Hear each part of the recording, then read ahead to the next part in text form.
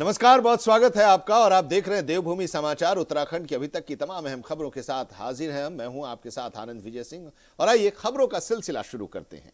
मुंबई में उत्तराखंड क्रांति दल के लिए एक ऐतिहासिक पल देखने को मिला जब महाराष्ट्र के मुख्यमंत्री उद्धव ठाकरे की उत्क्रांत के केंद्रीय अध्यक्ष आशीष नेगी से मुलाकात हुई। इस मुलाकात को राजनीतिक और सामाजिक दृष्टि से काफी महत्वपूर्ण माना जा रहा है। बताया यह भी जा रहा है कि करीब 1 घंटे बैठक चली और बातचीत के दौरान पूर्व मुख्यमंत्री उद्धव ठाकरे ने पहाड़ बचाओ मुहिम को समर्थन देते हुए ₹1 का सहयोग भी दिया और भविष्य में हर संभव मदद का आश्वासन भी जताया। इस मुलाकात से उत्तराखंड के मुद्दों को राष्ट्रीय स्तर पर नई पहचान मिलने की उम्मीद जताई जा रही है।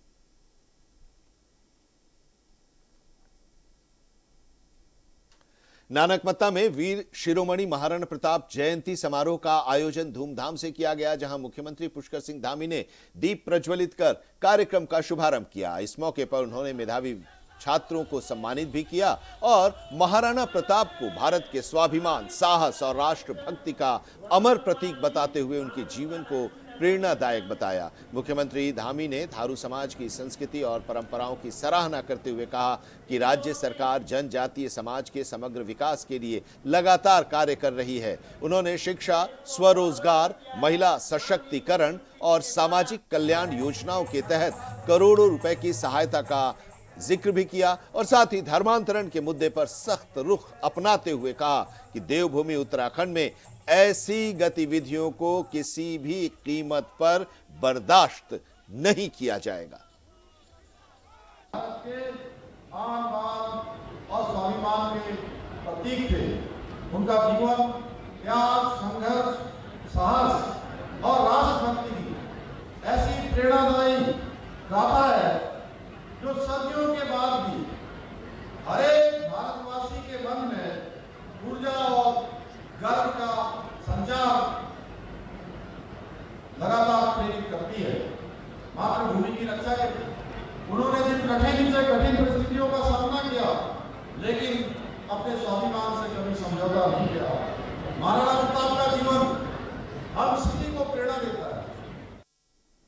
मसूरी में आयोजित मसूरी पब्लिक स्कूल के वार्षिक मेले का उद्घाटन कैबिनेट मंत्री गणेश जोशी ने किया और इस दौरान उन्होंने मॉल रोड से स्कूल तक गोल्फ कोर्ट के माध्यम से पहुंचकर पर्यावरण संरक्षण और ईंधन बचत का संदेश दिया।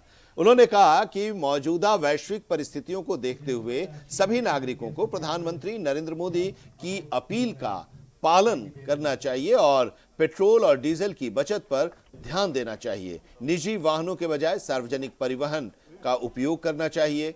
कार्यक्रम के दौरान मंत्री गणेश जोशी ने विभिन्न स्टॉलों का निरीक्षण भी किया और स्थानीय व्यंजनों की सराहना करते हुए आयोजकों से पारंपरिक उत्पादों को बढ़ावा देने की भी अपील की। उन्होंने स्कूल के लिए 2 स्मार्ट बोर्ड देने की घोषणा भी की और इस मौके पर नगर पालिका अध्यक्ष मीरा सकलानी ने भी लोगों से पर्यावरण संरक्षण और ईंधन बचत के प्रति जागरूक रहने की अपील की। भारत जैसा विशाल देश की आबादी 1 अरब 40 करोड़ वो भी उससे छुपा नहीं। आज भी हम अपने तेल की 60% से अधिक की आपूर्ति बाहर से करते हैं। ऐसे में माननीय प्रधानमंत्री ने जो आह्वान किया है, हर व्यक्ति को उसमें अपनी सहभागिता सुनिश्चित करनी चाहिए।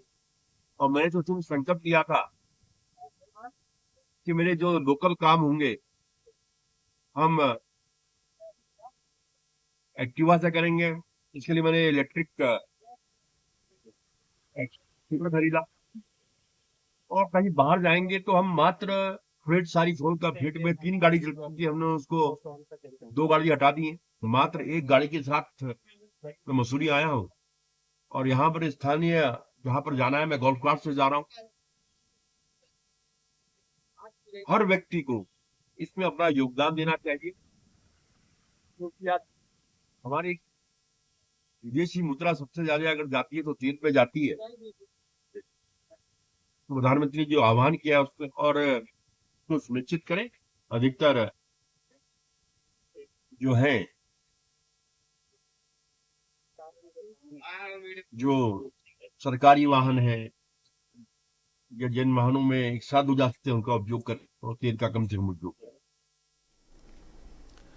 पर्यटक नगरी रानीखेत के राजकीय चिकित्सालय में एनआईसीयू कक्ष के शुभारंभ के बाद राजनीतिक बयानबाजी अब तेज हो गई है।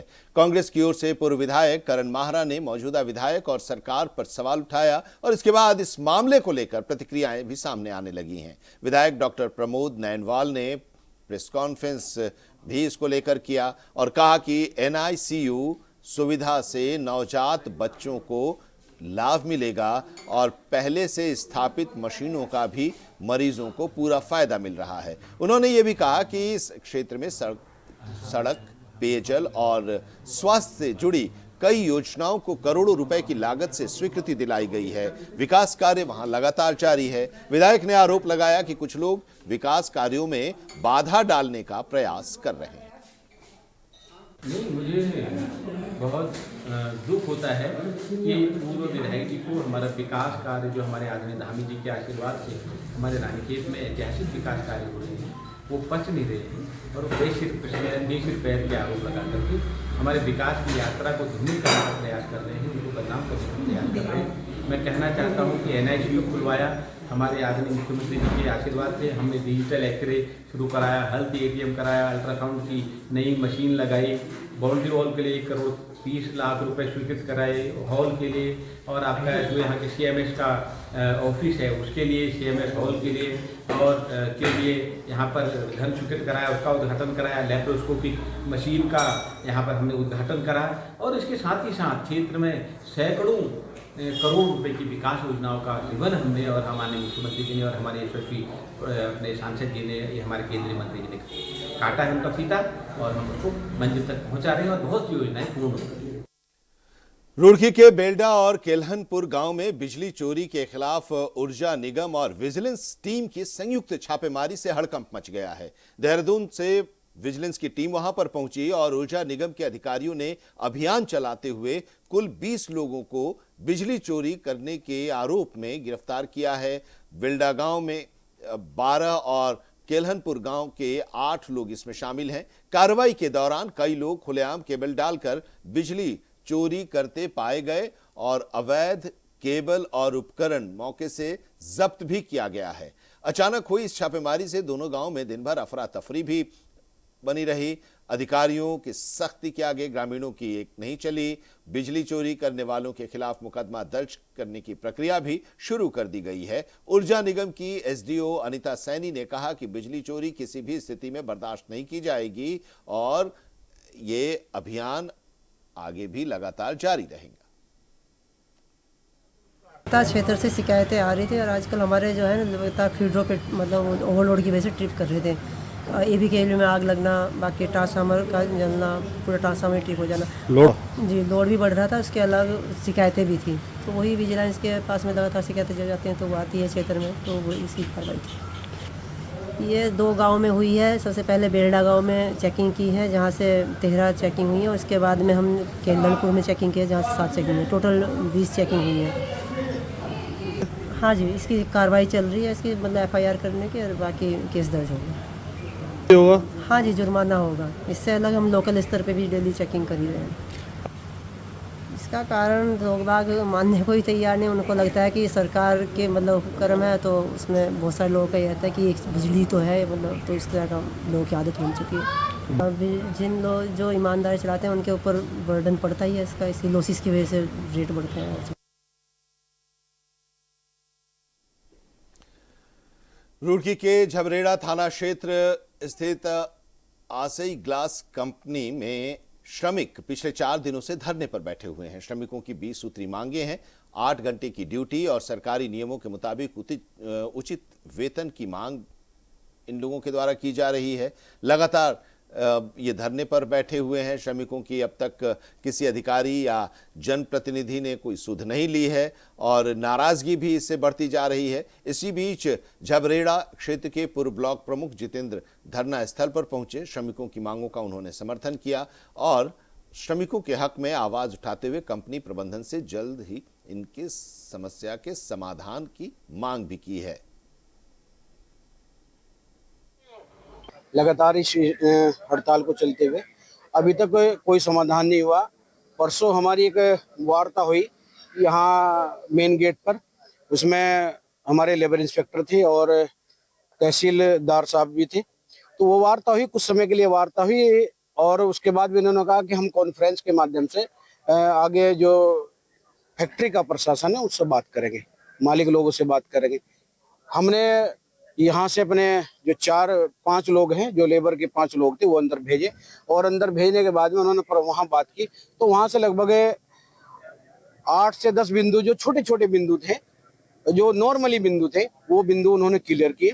लेकिन जो हमारे 4 से 5 बिंदु हैं वो आज भी हैं, उसी स्थिति में है जो कि तो उस पर हमारी मांग है कि वो बिंदु क्लियर करें और ये हड़ताल उसकी बात खुल जाएगी। टोटल बिंदु मैं आपको बता दूं, ये टोटल बिंदु हमारे पास लगभग 20 बिंदु है और ये 20 बिंदु जो हैं ये हमने मांग पत्र के माध्यम से उनको दिए हैं। इसमें पहला बिंदु जो है वही है कि जो है सभी श्रमिकों के इंजीनियरिंग के आधार पर 8 घंटे और 26 दिन का वेतन जो है वो कुशल 13,800 और अर्धकुशल 15,100 रुपये किया जाए। ये धरना एसआई क्लास लिमिटेड के सामने है और इस पर सभी लोग, जितने भी यहाँ पर जिम्मेदार लोग हैं, सभी लोग समाधान के लिए कि जल्दी से जल्दी समाधान निकले इसमें। और उसमें कुछ बिंदु हैं हमारे पास में।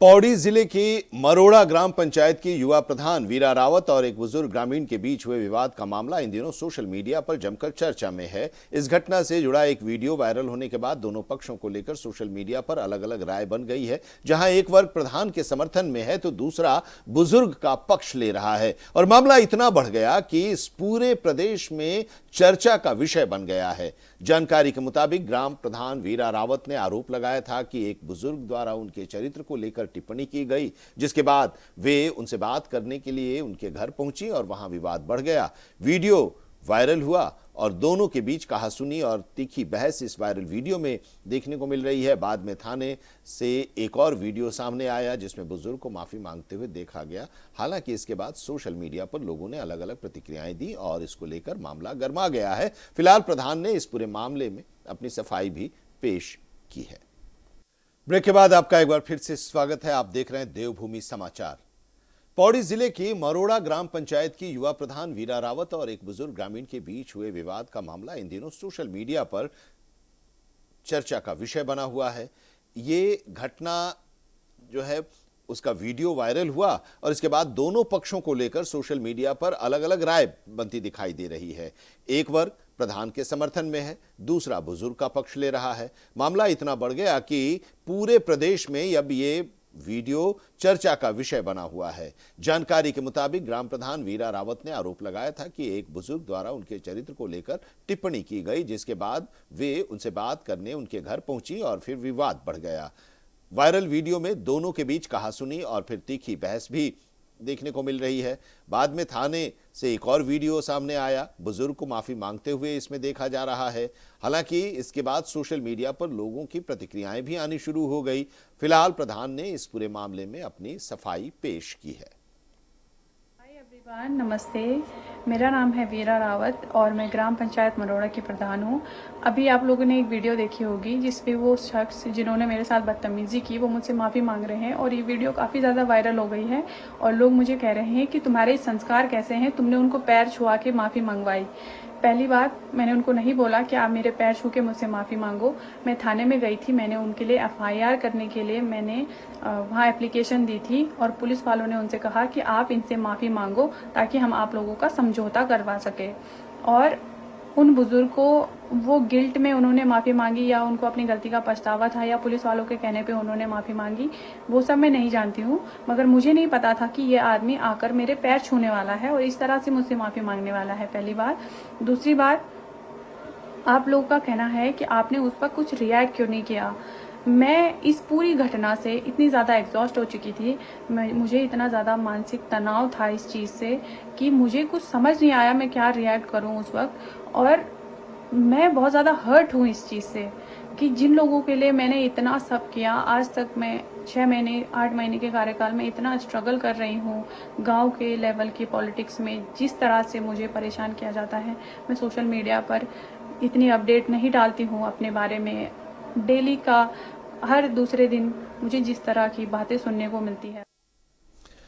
प्रधानमंत्री नरेंद्र मोदी के ईंधन बचत संदेश के बाद देश भर में अधिकारी जागरूकता अभियान चला रहे हैं और इसके तहत विभिन्न स्थानों पर लोग पर्यावरण संरक्षण का संदेश भी दे रहे हैं। और इसी क्रम में काशीपुर में नो व्हीकल डे के तहत एसपी स्वप्न किशोर सिंह ने अपने आवास से कार्यालय तक करीब 3 किलोमीटर की दूरी पैदल तय की। तपती गर्मी में पैदल चलकर उन्होंने ईंधन बचत और पर्यावरण संरक्षण का संदेश दिया। एसएसपी अजय गणपति के निर्देशन में चलाए जा रहे इस अभियान के तहत एसपी ने आम जनता से भी अपील की है कि छोटी दूरी के लिए पैदल चलें और साझा वाहनों का उपयोग करें। पुलिस प्रशासन की इस पहल को शहर में सकारात्मक संदेश के रूप में देखा जा रहा है और इससे लोगों में पर्यावरण और ऊर्जा संरक्षण के प्रति जागरूकता भी बढ़ी है।